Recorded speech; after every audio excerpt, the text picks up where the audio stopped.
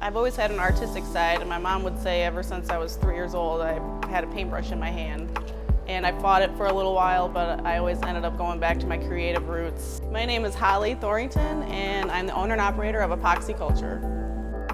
I've been working with epoxy about 7 years now. I went to the Art Institute of Michigan back in 2009. I got my bachelor's degree, fine arts degree in visual communications. And I did a little bit of freelance graphic design work here and there when I lived in Germany, but it just wasn't able to create like in a little cube like that.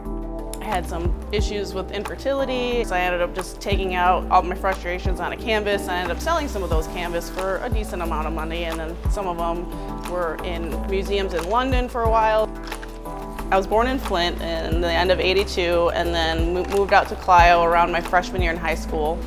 And then I did a little bit of community college, got my business degree, fell in love, got married, got divorced. And somewhere in there I had 2 beautiful children. I have 8-year-old twins, boy and girl. They're my life. So it was the beginning of this flow art movement, and myself and a few other artists would do a lot of live videos where we'd just sort of create together. It was sort of an experimental phase, and we were all sort of getting to know epoxy at that time. And one day I sort of just started dropping alcohol inks in it, and then once you put heat to the inks, it was just like game over after that. So I started messing around with the alcohol inks and selling pieces and loving it, and then I decided, I could probably do this to my kitchen island. So I did several times and did it live on the internet, and I was one of the first people at the time to do the kitchen. But why not? It's durable, it's eco-friendly, it's antibacterial.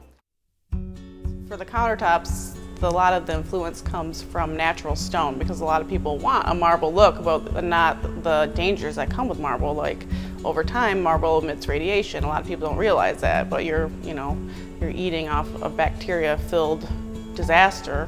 Whereas with an epoxy countertop, you can get purple and gold if you want, or it can look like marble, but you also have an antibacterial surface. Well, what I hope that the homeowners get from working with me and my business would be hopefully overall good experience, and then you have a working art piece in your kitchen, in your living room, wherever, that's part of your daily experience. So when you use that piece, hopefully the experience in creating that piece, was a wholesome one.